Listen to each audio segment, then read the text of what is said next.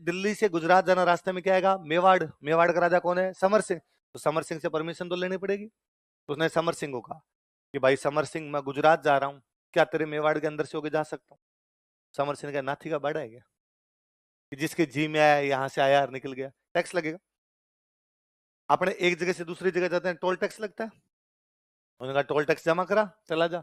अलाउद्दीन ने कहा भाई स्टाफ, तू राजा मैं राजा, इतना स्टाफ तो चलता है। उसने कहा ना ना, इस मामले में कोई स्टाफ नहीं, दोस्ती दोस्ती की जगह बिजनेस है, बिजनेस है हमारा। हम तो इस लोकेशन पर इसीलिए बैठे हैं कि इधर से इधर जाएगा तो भी टैक्स देगा, और इधर से इधर जाएगा तो भी क्या देगा? टैक्स।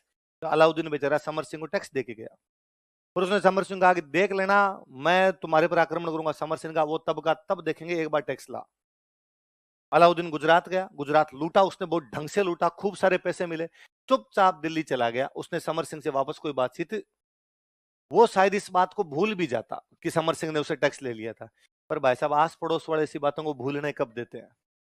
अब अलाउद्दीन कभी अपने दरबार में बैठ के गए कि मैं हिंदुस्तान का वो राजा हूं जिसे सब डरते हैं, और आगे जो 5-7 मंत्री बैठे रहते वो मुंह के हाथ लगा लगा के हंसते गए, कौन या मारते, देख कैसी बातें कर रहा है। अलाउद्दीन ने किस बात की हंसी आ रही? ना ना, कोई पुरानी बात याद आ गई थी।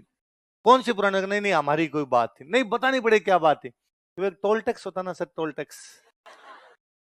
अलाउद्दीन बेचारा परेशान था, तो उसको बदला लेना पड़ा इस वजह से, क्योंकि आसपास वाले जीने, और छोड़ो, वो कभी गली में जा रहा होता तो बच्चे पीछे से आवाज लगा के बात देता, और टोल टैक्स है। देखो देखो, अलाउद्दीन जब गुजरात जा रहा था, when Alauddin was going to Gujarat,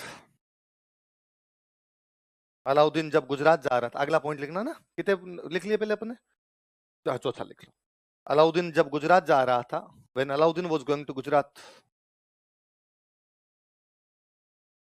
तब मेवाड़ के समर सिंह ने, देन समर सिंह ऑफ मेवाड़, तब मेवाड़ के समर सिंह ने, देन समर सिंह ऑफ मेवाड़,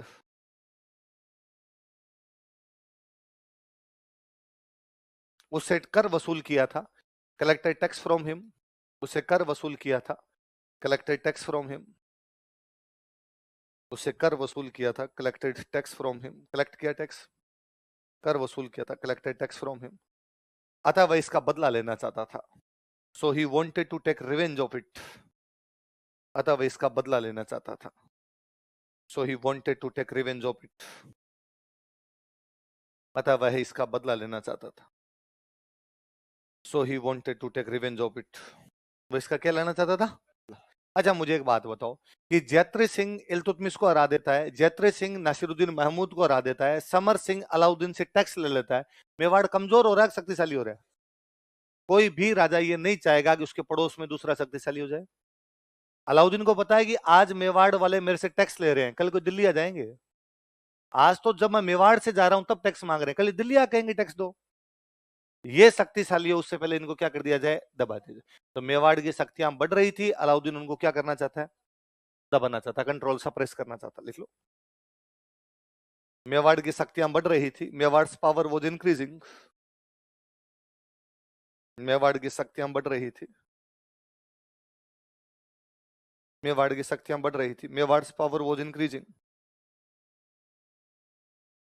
मेवाड़ की शक्तियां बढ़ रही थी, मेवाड़ पावर वॉज इंक्रीजिंग, तथा अलाउद्दीन इसे नियंत्रित करना चाहता था, and Alauddin wanted to control it, तथा अलाउद्दीन इसे नियंत्रित करना चाहता था, and Alauddin wanted to control it.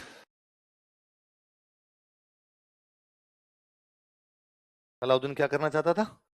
नियंत्रित करना। तो कारण यह है कि वो अपने साम्राज्य को बढ़ाना चाहता है, चित्तौड़ का किला ऊंची जगह पर, इसलिए किले पर कब्जा करना चाहता है। मेवाड़ से दिल्ली, गुजरात वाले, दिल्ली से गुजरात और मालवा के ट्रेड रूट जाते हैं, ट्रेड रूट पे कब्जा करना चाहता है। समर सिंह ने टैक्स लिया था, उसका वो बदला लेना चाहता है। और मेवाड़ की शक्तियां बढ़ रही है, तो उन शक्तियों क्या करना चाहता है? दबाना चाहता है, कंट्रोल करना चाहता है। मुख्य मुख्य कारण तो ये है। पर जब मैं ये कारण लिखवाता हूँ, स्टूडेंट मन ही मन सोचता है सर ओरिजिनल कारण तो नहीं लिखवाया आपने, क्योंकि स्टूडेंट ने बचपन से पढ़ रखा होता है कि अलाउद्दीन ने अटैक क्यों किया था। फिर वो कहते सर मैंने तो मूवी भी देख रखी है और मुझे पता है सर उसने पद्मिनी के लिए किया था। आप बात तो बहका रहे हो इधर उधर की बातें। यदि अलाउद्दीन पद्मिनी के लिए अटैक करता तो बाकी जगह क्यों की उसने? उसने पूरे भारत पे अटैक किए, बाकी जगह कौन सी पद्मिनियां थी? कारण दूसरे रहते हैं। पर फिर भी एक कारण वो भी रहा होगा, सबसे लास्ट में लिख लो एक। कितने पॉइंट हो गए? 5। छठा लिख लो, पद्मिनी की सुंदरता, ब्यूटी ऑफ पद्मिनी, पद्मिनी की सुंदरता, ब्यूटी ऑफ पद्मिनी। पर फिर भी मैं कहूं कि कभी मेंस में क्वेश्चन आएगा कि अलाउद्दीन खिलजी के मेवाड़ पर आक्रमण के कारण क्या थे, पहले 5 ऊपर वाले लिखने हैं, जगह बचे तो पद्मिनी की सुंदरता लिखना है। पर मैं आपको गारंटी देता हूं, यदि यह सवाल है, आप सबसे पहले क्या लिखेंगे? क्योंकि आपके बाकी वाले कारण दिमाग में रहेंगे नहीं, आपके ये याद आएगा और आप 3 लाइन इसी पे लिख देंगे। हालांकि पद्मिनी बहुत सुंदर थी, इतनी अधिक सुंदर थी कि आक्रमण करना ही पड़ा। सुंदरता के लिए तो आक्रमण किए जाते हैं, पहले भी इस प्रकार के आक्रमण होते रहे थे, अब भी एक आक्रमण हो गया तो इसमें कौन सी बड़ी बात है। फिर आपको याद है, अरे साम्राज्य विस्तार भी था, हाँ वैसे साम्राज्य का विस्तार भी करना चाहता था, पर फिर भी सुंदरता तो सुंदरता ही होती है। आप ले दे के अपनी 5 लाइनें 5 लाइनें सुंदरता में भर दोगे भाई साहब, दूसरी चीजें याद है। पर आपने याद रखना है कि वो अपने साम्राज्य को बढ़ाना चाहता है, चित्तौड़ के किले पर कब्जा करना चाहता है, ट्रेड रूट पर कब्जा करना चाहता है, टैक्स लिया उसका बदला लेना चाहता है, शक्तियों को नियंत्रित करना चाहता है, फिर लास्ट में वो पद्मिनी को भी प्राप्त करना चाहता है। आई बात समझे? अलाउद्दीन ने अटैक किया, अलाउद्दीन ने अटैक किया तो अब किला बहुत ऊपर बना हुआ, अलाउद्दीन किले के अंदर जा नहीं सकता। जो ऊपर बंदा बैठा होगा उसकी लोकेशन अच्छी है तो वो नीचे वाले को नुकसान ही पहुंचाएगा। पर अलाउद्दीन इस बार खार खा के आया था, अलाउद्दीन का कुछ ही हो जाए इस बार अपने किले पे कब्जा करें। होते क्या थे अपने राजस्थान में, जब भी यूं लगता कि सेना बराबर है कि भाई 10,000 अगले के पास है, 10,000 ही अपने पास है, 10,000 नहीं अपने पास 7-8,000 भी है, तो भी कहते मैदान में जाके लड़े। तो मैदान की लड़ाइयां होती, आमने सामने की लड़ाइयां होती। पर यह लगता कि अपने पास तो 10,000 और सामने वाला लेके आया 70,000, तो मैदान में जाने का कोई भी मतलब है, तो अपने किले में लड़ेंगे। 2 प्रकार की लड़ाइयां थी, या तो मैदान में लड़ेंगे, किस में लड़ेंगे? किले। तो सेना बराबर की होती तब तो कहां लड़ते? मैदान। सेना बहुत कम होती, बहुत रेशियो कम होता, तब कहां लड़ते? बाद में किले। किले में लड़ने का मतलब है अपने किले के अंदर बैठे रहेंगे, दुश्मन किले के अंदर घुस नहीं सकता। दुश्मन इतनी दूर से आया, कितने दिन बाहर बैठा रहेगा? 15 दिन, महीना, 2 महीना, 3 महीना, चुपचाप लास्ट में चला ही जाएगा। फिर जो बंदा दिल्ली से आया वो खाना पीना घोड़ों का दाना कहां से लेके आएगा? उसकी दिक्कत आएगी ना बाद में। तो दिक्कतें कौन सहन करेगा? थोड़े दिन में अपने बोरिया बिस्तर उठा के चला जाएगा, अपने को लड़ाई करने की आवश्यकता भी नहीं। और ऊपर आने की कोशिश करेगा तो बाटे मार मार के मार लेंगे। पर अलाउद्दीन इस बार खारी खा गया। अलाउद्दीन 8 महीने बैठा था यार। कितने महीने बैठा था? 8 महीने में समस्या ही भी उनके अंदर का अनाज खत्म हो गया। उनका भी तो स्टॉक खत्म होगा ना 8 महीने के अंदर। बाहर वाला तो फिर भी इधर उधर खेती करके ला सकता है, तुम अंदर इतनी व्यवस्था कहां से करोगे? अंदर इतने भी नहीं है कि इतनी सारी व्यवस्था कर ली जाए। फिर जब भी ऐसे बड़े आक्रमण होते तो जो आसपास की पब्लिक होती उनको किले के अंदर शिफ्ट करते हैं, कि वरना यदि पब्लिक बाहर रहेगी तो बाहर जो बैठा वो पब्लिक को भी मारेगा। तो 30,000 पब्लिक थी लगभग। कितनी पब्लिक थी? वो सारी किले के अंदर है। इतनी पब्लिक एक साथ जब एक जगह आ जाएगी तो खाना पीना खत्म ही होना है। 8 महीने तक चलाया, बाद में इनको फाइनल लगा गया, पार पड़ेगी नहीं। तो अब अपने को लड़ना ही पड़ेगा। 2 तरीके हैं, या तो मरो भूख से या मरो लड़ते हुए। फिर लगता है भूख से मरे इससे अच्छा तो क्या करें? लड़ते हुए। अच्छा लड़ते हुए मरेंगे तो अपने कितने आदमी है? 10,000। बाहर दुश्मन बैठा है 1,70,000 80,000 बैठा है, मतलब पक्का है कि अपने 10,000 तो लड़ते हुए मरेंगे, उसमें तो कोई डाउट ही। पर अब उनका एक ही उद्देश्य होता कि अपने तो 10,000 मरेंगे, पर इनके 20,000 30,000 40,000 जितने मारे जाए उतने मार के मरे। जितनी अधिक हानि पहुंचा सकते हैं उतनी हानि पहुंचा के मरे। जैसे मैं सिंपल एग्जांपल दूं कि आप अकेले हो, मैं तो आपकी मेरी बात ही कर लो, अपने अकेले हैं और 5 बंदे आ गए और अपने को पता है पक्के मरेंगे, ये मार के जाएंगे। अपने दिमाग में सबसे पहले आएगा कि 2-3 सल्टा दूं, भले बटके भर भर के मारने पड़े, पर एक आधे को तो मरूं यार मैं, कम से कम मैं तो मरूंगा, मुझे तो दिख ही रहा है, इनका एक आधा तो लेके मरूं कम से कम। पर एक समस्या मध्यकाल में दूसरी आई। पहले अपने जब भी यहाँ लड़ाइयां होती, प्राचीन काल में भी लड़ाइयां होती राजाओं के बीच, एक राजा ने दूसरे राजा पर अटैक किया, क्या पॉसिबिलिटी हो सकती है? यह है कि बाहर जो दूसरे राजा ने अटैक किया वो जीत गया। क्या करेगा जीतने के बाद? जीत गया तो वो जो दूसरा वाला हारा उसके साथ क्या क्या हो सकता है? हारा वो या तो मर गया होगा, या हारने के बाद उसको गिरफ्तार कर लिया होगा, यही कंडीशन हो सकती है। दोनों कंडीशन में यदि उसको गिरफ्तार कर लिया तो भी जो राजा जीतता वो उसको कहता अब तेरी राजधानी पर मैं कब्जा करूंगा, तू यहां से छू मंत्र हो जा, भाग यहां से। और उसके परिवार का था परिवार लेके निकल। यदि उसकी अधीनता स्वीकार कर लेता तो उसको छोटी मोटी जागीर दे देते, वरना भी उसको राजधानी से निकाल देते, तू और कहीं जाके रहे, अब ये तेरी राजधानी हमारी है। यदि वो मर गया तो उसके परिवार को कहते भाई निकलो, अब ये राजधानी हमारी है, तुम यहां से जाओ। पर परिवार को हानि नहीं पहुंचाते थे, ये नहीं महिलाओं को और बच्चों को किसी प्रकार की हानि पहुंचाई जाए ऐसा नहीं होता था, अपवाद छोड़ दिए जाए, बाकी बड़े तौर पर कभी भी ऐसा होता नहीं था। मध्य काल में जो बाहर से आक्रमणकारी आए थे उनके साथ समस्या दूसरी थी। वो जब भी कहीं पर कब्जा करते हैं सबसे पहले महिलाओं को उठा के लेके जाते हैं। इसलिए समस्या आई कि यदि 10,000 आदमी बाहर लड़ते हुए मारे गए, कोई बड़ी बात नहीं, पहले भी मरते थे लड़ाई में, अब मर जाएंगे, मैदान की लड़ाई में मरते हैं, इस लड़ाई में मर जाएंगे, कि महिलाओं को उठा के ले जाएंगे। और महिलाओं को साथ में बाद में बड़ा ही बुरा बर्ताव था।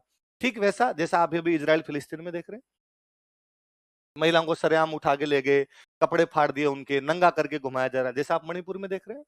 कुछ वैसा का वैसा वो लोग उन दिनों कर रहे थे।